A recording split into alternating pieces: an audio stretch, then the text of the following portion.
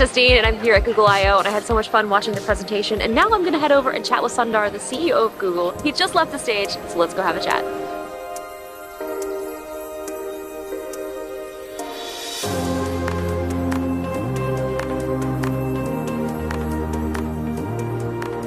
Thank you so much for sitting down, and I'm just so excited. This is actually my first I/O. Oh, well, welcome. And you timed it well. We are back in person in Shoreline. Did you enjoy it? I did. Did you enjoy it? Yeah, of course. I loved, it took me a while to get used to having audience back and the reactions back. And so I had to go through an adjustment, I think. But I loved being here. Like in the auditorium, too, it was just like feeling that energy. I feel like everyone missed that. And I hope it continues. I think it's time for people to come back and get on with our lives. I felt like watching the presentation, it really felt like Google was trying to be additive to technology and not something that's like distracting in your life. So how do you feel that kind of carries through towards Google's mission? No, it is. If you go back to search was always about trying to get you the answer as quickly as possible, and not the focus was that. And so in some ways, I think a lot of what you saw today is people are living their lives, doing what they are trying to do. We want to find those moments where if they need help, be helpful as quickly and efficiently as possible. So yeah, that affects how we think about it. And it's incredible with your whole career at Google too, and you've been there for so long. So what's it been like to really see the entire tech industry just change, like right before your eyes, and even having like a huge part in that? Well, it is, who would have thought the internet would reach where it is today? And, I couldn't have quite foreseen it, but, early on I realized that finally you have a medium which is going to, pretty much touch everyone in the world eventually. And so it's been thrilling to be part of that ride, and being at Google gives you a chance to do that at scale and impact a lot of people. So, but I think, look, the great thing about technology is for people who are young and coming into it, the next decade, the next 2 decades are going to have as much evolution and as many new things as what I've seen in my last 2 decades. So I think that's the great thing about technology. Is there any key moment that you're like, that was the most meaningful thing that you felt that had like huge impact? Towards the end, when it all comes together, when we are investing in AI and trying to help people as we are testing the prototype and giving it to people who could be, either deaf or hard of hearing or didn't understand a language, that's where you see how it can all come together and touch people's lives. And so I think that's the potential of technology, the kind of thing which makes me get up in the morning and come into work. So that's what I would say. Yeah, and I feel like now, even just with the internet and being able to touch that many lives is so incredible. And I think accessibility is so important. How do you guys kind of go through that whole process of deciding what is something that you need to include for accessibility and kind of just carry that through?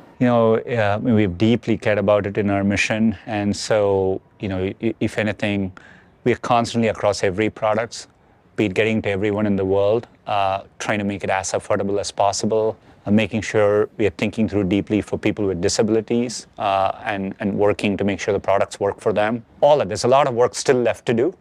One thing I would say is AI offers new opportunities to do it in a way we couldn't have solved it before. And so that's why when you look at things like translation or transcription or all that, I think offers us to support these groups better than ever before. You guys have talked so much about AI, and it's weird and kind of also interesting when I talk to my non-tech friends, their kind of perception of AI. Like, you think of what you see in these big high-budget movies, like robots running around everywhere, and like that's not the actual reality of it. So do you want to talk a little bit about like what AI actually is and how you guys kind of implement it in all of your devices?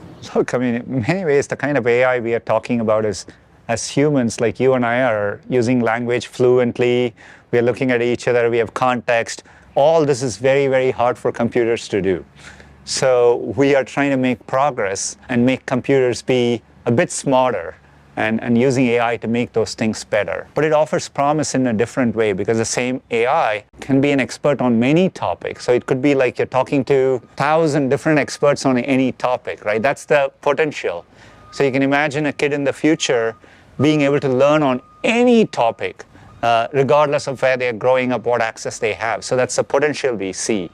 But when we speak about AI, a lot of it is about how do we use that to bring more knowledge to more people. And so that's how we think about it. I love that too, because I learned almost everything that I know now from Google and watching YouTube videos. And I feel like a lot of kids learn in different ways, and a lot of times classrooms aren't equipped for that. So the fact that you guys are building that out and also making it accessible is just I think it really is life-changing. Yeah, I wish I had YouTube when I was growing up. I've learned on so many topics particularly even through the pandemic. Just YouTube was a place I would go learn from creators like you. And so, hopefully this is all part of that journey in making it easier for people. By the way, AI also, one feature we launched today was to automatically create chapters in YouTube videos, yeah. The crowd goes wild. I'm going to put in a sound effect here. That's amazing too, because you're trying to find that information quickly, and the fact that those chapters are automatic, I cannot wait to try it. Yeah. We're still talking about AI, and because Google is such a huge company, you guys can literally do anything. So I feel like you guys have a responsibility to kind of set those principles, and I know you talked a little bit about that. Do you want to expand a little more on that? Obviously it's profound technology, and both will have useful things, can be misused, can have harmful effects. So from a ground up, we have to think about it, right? And so we have publicly stated AI principles, and it has 7 core areas. You see some of that work today when we talked about Monk Scale, or what we did in our cameras last year. Across a range of skin tones, being able to capture that well on camera is an example of the kind of responsible AI work we are doing. So we are thinking it through across everything we do. I love the demonstration that you guys did with LaMDA 2. And that kind of conversational technology is really it's so impressive. And the fact that you could make those lists, like which one was your favorite? Oh, yeah, I've played around with it so much. What's stunning for me is how it breaks down every topic, and then it makes you think about things which you wouldn't have thought of. And I think I vaguely tried planning a party and seeing all the stuff, and even for something you think it surprises you. There's a creativity to all this, and you can imagine you're anywhere, like a planet made of ice cream, and you can think through that. So you can imagine being an author and you're writing something, and you can play with it to get inspiration. And so that is the power of what. If we can get all this to work well, that's the power ahead. Another thing is I love your kind of initial story of kind of working with Chrome, and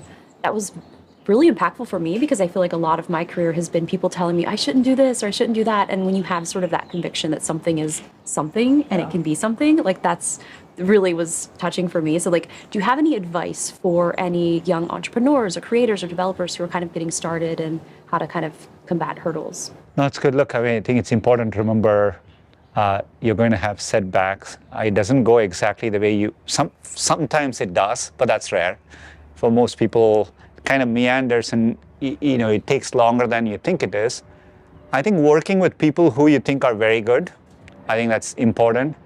Working something which kind of clicks inside you, you feel it. If you work on something you like, you will feel it inside, and I think that's important to try and find it if you can. And so if you do that and you're doing your best, that's what's in your control. And as I said earlier to young entrepreneurs, there's no better time to be a young entrepreneur. Like, I would ignore what's happening in the short term. Like, there is so much opportunity ahead over the next 10 years or 20 years. I think to creators, there's no better time to be a creator. And so, that's how I would think about it. Yeah, and I guess one last question, the future of tech. I mean, it's all moving so quickly. So what is your kind of big picture vision for the next 5 to 10 years? From our standpoint, we are working on, given our goal is to help give access to knowledge. We think computing is going to evolve dramatically over the next 10 years. We will evolve beyond phones. And you saw some hints at the end of what we think that world will be. And so building that out and putting it in people's hands, and it's something we are super excited by. That's so awesome. Well, thank you so much for chatting, and thank you to my audience for watching. I know they're going to be so excited. Subscribe and click on the bell. Yes. Like and comment on the video. Oh, all right. This is the best day ever. Can we get a selfie? Of course. Oh my gosh. This is incredible. All right, here we go. All right. Awesome. Got all right, options. Thank you so much. So nice to meet you. Trying to keep up pace with your selfie skills. So this was both of our first Google I/Os, yes, which was so much fun. And you are a veteran. Yes, 17, 18, 19. Oh, wow. Years, yeah. And he did not tell us that it was cold. It was very cold. I'm sorry, freezing. Guys. I had a lot of fun. Yeah. I can't wait to see your interview. I can't wait to see yours. I can't wait to see yours. Yeah, because we couldn't hear anyone. Yeah. So guys, make sure you go check out both of their videos. I'll put links in the description. And I think that's a wrap on Google I/O. I gotta go to the airport now. Me too. So do you. You're leaving tomorrow. Yeah, I'm good. Bye.